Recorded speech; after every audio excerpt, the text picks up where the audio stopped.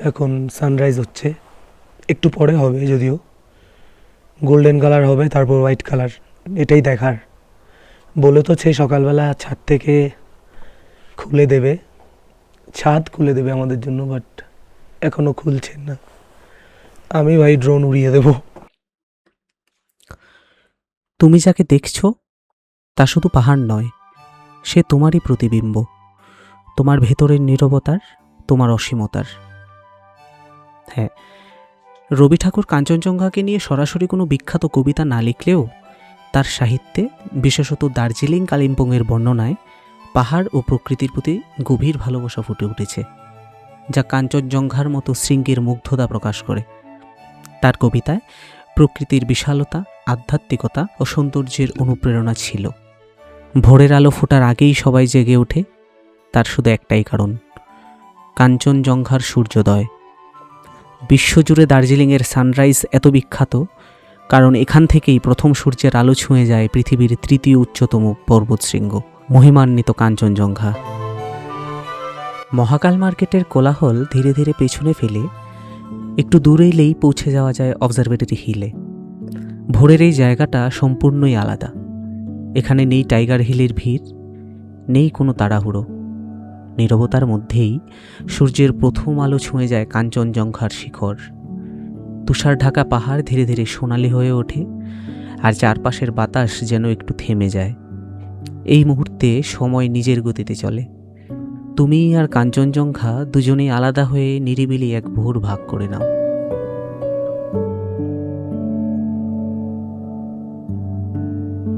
Unfortunately আমার ড্রোনটা ওড়েনি, আর আপাতত এই ট্যুরের জন্য ড্রোনটা ব্যাগের মধ্যেই ঢুকে গেল। কাঞ্চনজঙ্ঘা, যার অর্থ 5টি ধনভাণ্ডারের পাহাড়, বরফ, শস্য, স্বর্ণ, পবিত্র গ্রন্থ আর শক্তির প্রতীক। এই পাহাড় শুধু একটি শৃঙ্গ নয়, দার্জিলিংয়ের আত্মা আর বাঙালির আবেগ। এই কাঞ্চনজঙ্ঘার এক ঝলক দেখার আশাতেই প্রতি বছর দেশ বিদেশ থেকে হাজার হাজার মানুষ ছুটে আসে দার্জিলিংয়ে। আর আনফর্চুনেটলি আমার ড্রোনটা পড়ে গেল, কাছে থেকেই পড়েছে। আশা তো করি কিছু হওয়ার কথা নয়। এখনও অফিসের স্টাফ ওঠেনি, উঠলে তারপর ওরা গিয়ে এনে দেবে আর কি। ওইদিকে যাওয়ার রাস্তা জানি না, জায়গাটা এমন। হো গেয়া মেরা ড্রোন ক্র্যাশ। আজকে কি ঘুরবো, কালকে যে ড্রাইভার দাদা আমাদেরকে ঘুরিয়েছিল ওই ড্রাইভার দাদার সাথেই ঘুরবো আমরা আজকে। তো সবাই রেডি হচ্ছে, লক্ষণ ভাই পড়ছে আস্তে আস্তে করে লেয়ার। ও 7-8টা লেয়ার পড়তে হয় ওর। দার্জিলিংয়ে যারাই ঘুরতে চাও তাদের জন্য বলে রাখি, অনেকগুলো প্যাকেজ থেকে থাকে, 10 স্টপ, 7 স্টপ, মিক্স স্পট। আমরা কিন্তু মিক্স স্পটটা নিয়েছিলাম। তো বন্ধুরা, স্বাগতম জানাই আমাদের দার্জিলিং ট্রাভেল সিরিজের এপিসোড 2-এ। আজ আমরা দেখব দার্জিলিংয়ের লোকাল সাইটসিংয়ে আসলে কি আছে, আর কেন এই পাহাড় আজও বাঙালির সব থেকে প্রিয় গন্তব্য। চলো বেরিয়ে পড়ব দার্জিলিংয়ের অলিগলি আর দর্শনীয় স্থানগুলো ঘুরে দেখতে। এখন আমরা এসে পৌঁছেছি দার্জিলিংয়ের জাপানিজ টেম্পল, যার আসল নাম নিপোনজান মেহোজি বুদ্ধিস্ট টেম্পল। এই মন্দিরটি প্রতিষ্ঠা করেন জাপানি বৌদ্ধ সন্ন্যাসী নিচিদাৎসু ফুজি। 1972 সালে এই মন্দিরের নির্মাণ সম্পূর্ণ হয়। এই মন্দিরটি মূলত জাপানের নিচিরেন বুদ্ধিজম ধারার অনুসারী, এবং এখানকার মূল বার্তা শান্তি, অহিংসা আর মানবতার ঐক্য। জাপানিজ টেম্পলের ঠিক পাশেই অবস্থিত বিশ্ববিখ্যাত দার্জিলিং পিস প্যাগোডা। 1954-তে নিপোনজান মেহোজি বুদ্ধিস্ট অর্ডার করে এই পিস প্যাগোডা বানিয়েছিলেন একটা স্ট্রিক্ট পারপোজ নিয়ে, যে দুনিয়া থেকে যুদ্ধ, হিংসা এবং ভায়োলেন্স অফ করার জন্য। খুব সম্ভবত দ্বিতীয় বিশ্বযুদ্ধের পর এটা নির্মিত হয়। আর চারদিক থেকে কিন্তু 4টে বুদ্ধর মূর্তি দিয়ে কিন্তু ঘেরা এটা। আমরা এখন উপরে উঠে তোমাদেরকে দেখাবো। আর এখান থেকে কাঞ্চনজঙ্ঘার ভিউ একদম ক্লিয়ার, সানি ডেতে, ক্লিয়ার ডেতে তোমরা দেখতে পারবে। চলো এখন উপর দিকে ওঠা যাক। এই প্যাগোডা তৈরি হয়েছিল বিশ্বে শান্তি ও অহিংসার বার্তা ছড়িয়ে দেওয়ার উদ্দেশ্যে, যা মানুষের মনকে স্থির আর শান্ত করে। এখান থেকে একদিকে যেমন দেখা যায় দার্জিলিং শহর, অন্যদিকে পরিষ্কার দিনে চোখে পড়ে কাঞ্চনজঙ্ঘার শ্বেত শুভ্র রূপ।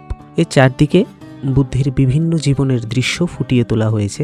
জাপানিজ টেম্পল আর পিস প্যাগোডা, এই দুই জায়গা শুধু দর্শনীয়ই নয়, এগুলো দার্জিলিংয়ের এমন এক দিক যেখানে পাহাড়ের সৌন্দর্যের সঙ্গে মিশে আছে শান্তির অনুভূতি।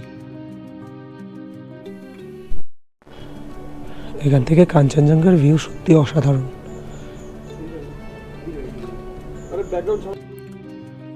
দার্জিলিংয়ের সবচেয়ে সুন্দর আর পরিচিত বৌদ্ধ মঠগুলির একটি হলো ডালি মনেস্ট্রি, যার আসল নাম দ্রুক সাঙ্গাক চোলিং মনেস্ট্রি।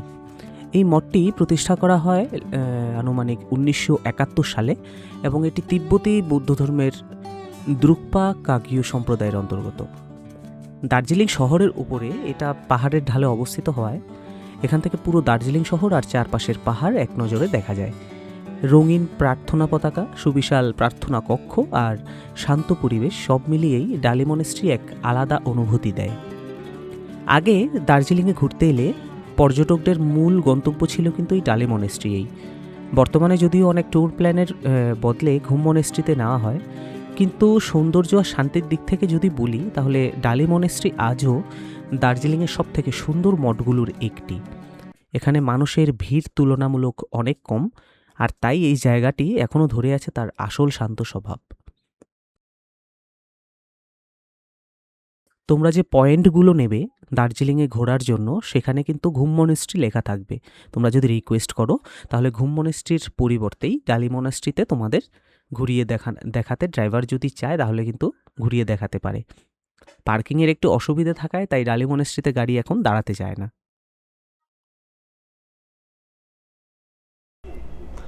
মোটামুটি দেখলাম, ভালোই দেখলাম। অ্যাকচুয়ালি এসব জায়গাতে বসে বসে সময় কাটানো দরকার, তা না ছাড়া দেখা যায় না। আর ভেতরে ঢোকার জন্য টাইম নিয়ে আসা দরকার আর কি। আসলে টাইম নিয়ে আসবে, অনেক কিছু আছে দেখতে পারো। আমরা অরুণাচলে গিয়েছিলাম একবার। ড্রোনটা না থাকায় আনফর্চুনেটলি আমি তোমাদের এই ডালি মনেস্ট্রির এরিয়াল ভিউটা দেখাতে পারলাম না। যদি দেখাতে পারতাম তাহলে বুঝতে পারতে কত একটা সুন্দর অবস্থানে রয়েছে এই ডালি মনেস্ট্রি।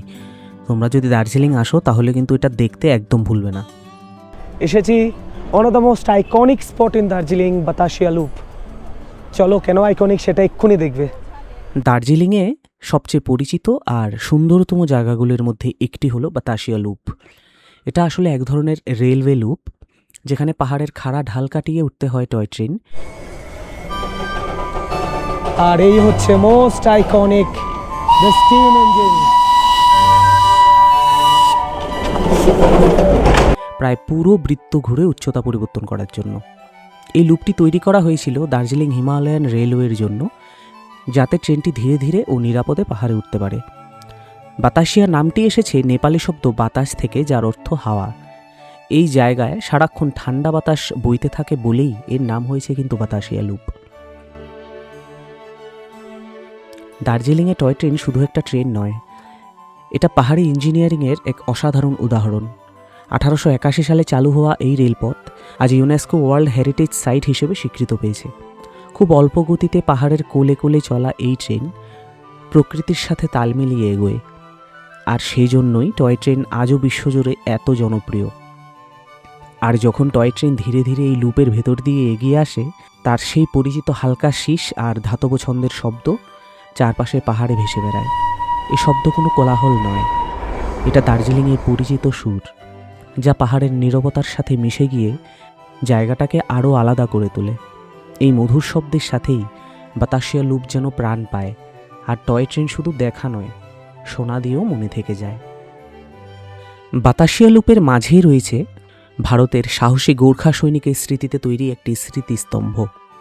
দেশের জন্য আত্মবলিদান দেওয়া গোর্খা সেনাদের সম্মান জানাতেই এই মূর্তি স্থাপন করা হয়েছে। এই শান্ত পাহাড়ি পরিবেশের মাঝেই এই স্মৃতিস্তম্ভ দাঁড়িয়ে মনে করিয়ে দেয় দার্জিলিং আর গোর্খা সমাজের গভীর সম্পর্ক। স্মৃতিস্তম্ভের চারপাশে ছোট ছোট দোকান, হাঁটার পথ আর খোলা জায়গা, সব মিলিয়েই বাতাসিয়া লুপ আজ শুধু দেখার জায়গা নয়, এটা এমন এক স্থান যেখান থেকে সময় কাটানো যায়, ভিড়ের মধ্যেও ধীরে চলার সুযোগ পাওয়া যায়। পাহাড়, ইতিহাস আর মানুষের জীবন, এই তিনের মিলনেই বাতাসিয়া লুপ একটা প্রাণবন্ত। বাতাসিয়া লুপের সবথেকে বড় আকর্ষণ হলো এখান থেকে দেখা যাওয়া কাঞ্চনজঙ্ঘার দৃশ্য। পরিষ্কার দিনে খোলা আকাশের নিচে তুষার ঢাকা কাঞ্চনজঙ্ঘা যেন পুরো জায়গাটাকে ঘিরে রাখে। পাহাড়, রেল লাইন আর কাঞ্চনজঙ্ঘা, এই তিনের মিলনেই বাতাসিয়া লুপকে দার্জিলিংয়ে সবথেকে আইকনিক দর্শনীয় স্থানের মধ্যে একটি করে তুলেছে। আর এখান থেকে গোর্খা সৈনিকের সেই মূর্তি আর পেছনে visible Kanchenjunga, it is quite Majestic.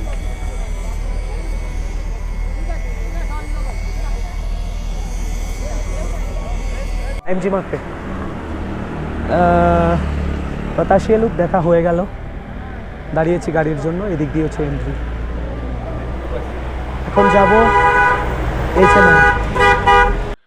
Darjeeling জু, যাকে পদ্মজানাইডু হিমালয়ান জুলজিক্যাল পার্ক বলা হয়, 1958 সালে প্রতিষ্ঠিত হয়েছিল। এটি মূলত হিমালয়ান অঞ্চলের প্রাণীদের সংরক্ষণের জন্য বিখ্যাত, বিশেষ করে রেড পান্ডা, স্নো লেপার্ড আর হিমালয়ান উলফ। যদিও এর মধ্যে কটা দেখতে পারবো সেটা কোনো সিউরিটি ছিল না। এই যে চোখের সামনে দেখতে পেলে তোমরা রেড পান্ডা কিন্তু খুবই বিপন্ন প্রজাতি। ভারতে red panda wild life protection act 1972 অনুযায়ী শিডিউল 1-এর কাছাকাছি সুরক্ষা পায়। রেড পান্ডা দেখতে খুবই সুন্দর, খুব লাজুক আর বিরল। এই প্রাণীটি হিমালয়ান অঞ্চলের গর্ব, গাছের নিচে নীরবে ঘোরাফেরা করে, আর রেড পান্ডাকে সামনে থেকে দেখাটা সত্যি একটা অসাধারণ ছিল।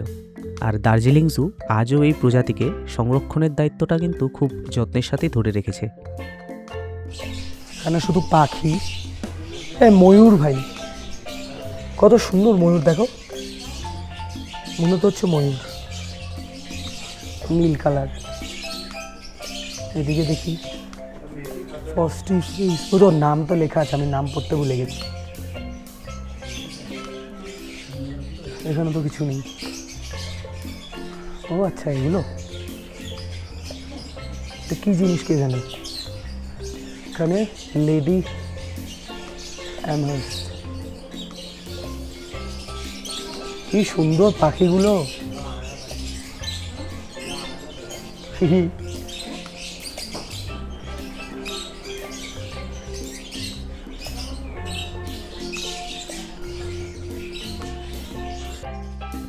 পাখিগুলো কিন্তু ভীষণ সুন্দর, নামগুলো ঠিকমতো বলতে না পারলেও দেখেই বেশ ভালো লাগছিল। রং, ডানা আর নীরব চলাফেরায় সময়টা কেটে গেল চোখের সামনেই। বাচ্চা কাচ্চা নিয়ে বা ফ্যামিলি নিয়ে এলে এখানে নিশ্চিন্তে আর আনন্দে সময় কাটানো যায়। দেখা, শেখা আর একটু থেমে থাকার সুযোগ একই সাথে মেলে। খুব সুন্দর জায়গা, কিন্তু বাচ্চাদেরকে নিয়ে আসলে ভালো করে টাইম কাটাতে পারবেন। এবার মনে হচ্ছে অ্যাকোরিয়াম, সামনে অ্যাকোরিয়ামে যাব।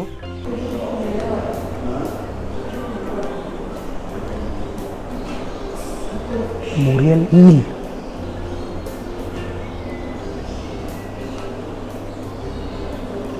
কই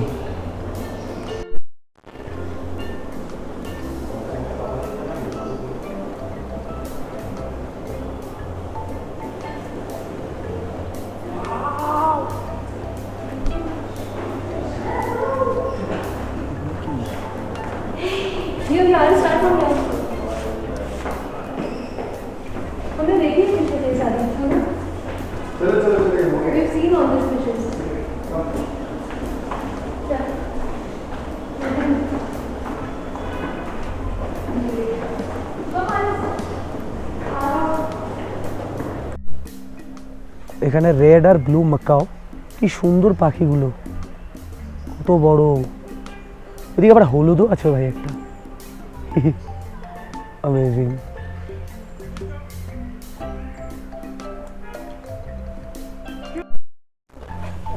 কি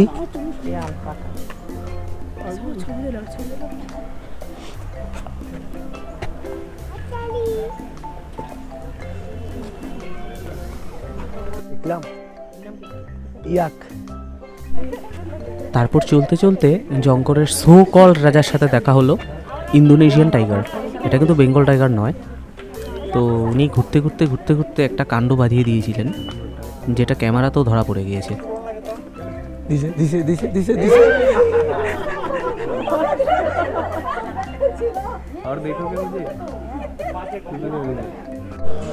তো আমাদের বিট্টু ভাই এখানে এই এটার উপর উঠবে নাকি, আমরা দেখবো এখানে দাঁড়িয়ে দাঁড়িয়ে ও কি করতে পারে। চলো দেখা যাক। নিজেদের সক্ষম শরীর নিয়ে এইচএমআইতে পাহাড়টা আর উঠলাম না। বিটু অবশ্য পুরো পাগল, ঘাম ঝরিয়ে উঠতেই ব্যস্ত। ও তো সত্যি একটু উঠেও গেছে যদিও। আমরা কিন্তু চালাক মানুষ ভাই, ভয়েও না, আসলে বুদ্ধি করেই উঠিনি। এইচএমআই মানে হিমালয়ান মাউন্টেনিয়ারিং ইনস্টিটিউট, দার্জিলিংয়ের সবথেকে বিখ্যাত জায়গাগুলির মধ্যে একটি। 1954 সালে এটি প্রতিষ্ঠা করা হয় মূলত পাহাড়ে ওঠার প্রশিক্ষণের জন্য। এখানে রয়েছে mountaineering museum, climbing training area আর তেনজিং নোরবে শেরপার স্মৃতির সঙ্গে জড়ানো নানা নিদর্শন। পাহাড়প্রেমীদের কাছে এইচএমআই তাই আজও বিশেষ গুরুত্ব রাখে। এখানে ক্যামেরা করা অ্যালাউড নয়, তাই ভেতরের জিনিসগুলো দেখাতে পারলাম না। খুবই নলেজেবল একটা জায়গা, অনেক কিছু দেখতে পারবেন, অবশ্যই আসবেন। রীতিমতো ওই দিনের ঘোরাঘুরির শেষে আস্তে ধীরে হোটেলে যাওয়ার পালা। দার্জিলিংয়ে মূলত ঘুরতে বিভিন্ন 7 স্টপ, মিক্স স্পট, 10 স্পট এগুলো দেখানো হয়। আমরা মিক্স স্পটটাই নিয়েছিলাম। কেন নিয়েছিস ভাই? Why should girls have all the fun? हमको भी मिलना चाहिए ना मजा। এখন ওই বিট্টু ভাইয়ের জন্য ব্যাগ দেখবো আর লক্ষণ ভাইয়ের জন্য ওই জ্যাকেট দেখবো।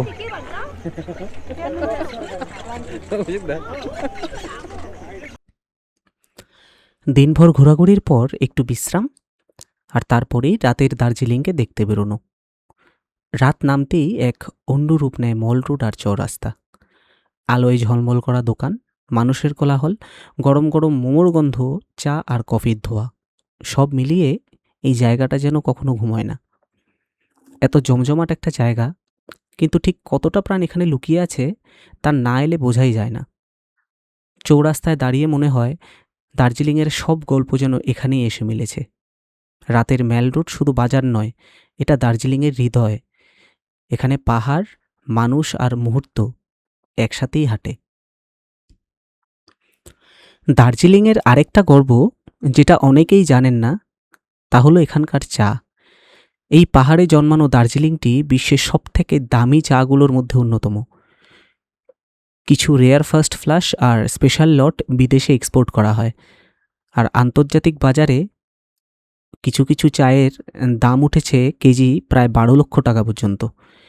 এই চা শুধু পানীয় নয়, এটা দার্জিলিংয়ের পরিচয়, ঐতিহ্য আর হেরিটেজ। টয়ফু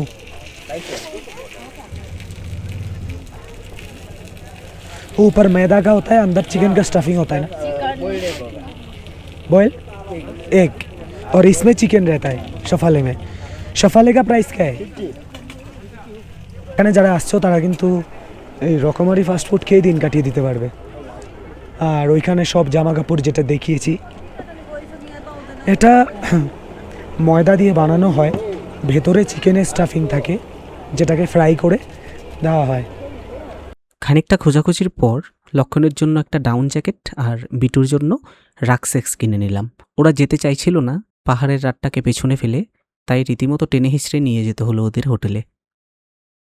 এই পর্বের শেষে কাঞ্চনজঙ্ঘার কিছু স্থির মুহূর্ত রেখে যাচ্ছি তোমাদের জন্য। পাহাড়ের এই নীরব সৌন্দর্য দেখেই আজকের মতো বিদায়।